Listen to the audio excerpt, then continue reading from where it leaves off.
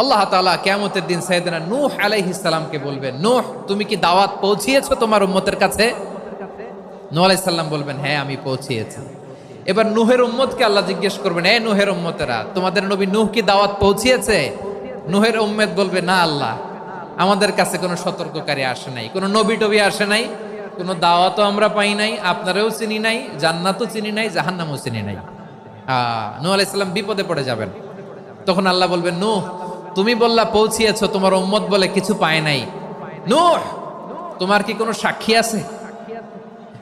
তোমার কথা আর তোমার উম্মতের কথা তো মিলে না। তুমি বললা তুমি আমার নির্দেশনা দাওয়াত পৌঁছে দিয়েছো, কিন্তু তোমার উম্মত বলে পায় নাই। নূহ তোমার পক্ষে কোনো সাক্ষী আছে? নূহ আলাইহিস সালাম বলবেন, আছে। কে? উম্মতে মুহাম্মাদি। তখন আমরা বলবো, আল্লাহ, আল্লাহর নবী নূহ আলাইহিস সালাম তিনি আপনি যা যা বলেছেন ঠিক তা তা তার উম্মতের কাছে পৌঁছে দিয়েছে। এবার নূহের উম্মতের সাথে আমাদের ঝগড়া লাগবে। তারা বলবে, তোমরা আসছো আমাদের হাজার হাজার বছর পরে, তোমরা কি করে জানলা? তোমাদের সাক্ষী ধর্তব্য হবে না? আমরা তখন বলবো, আমাদের কোরআনে তোমাদের নবীর নামে আল্লাহ তাআলা একটা সূরা নাজিল করেছেন, সূরাতে নূহ। আওয়াজ করে পড়েন আল্লাহু আকবার।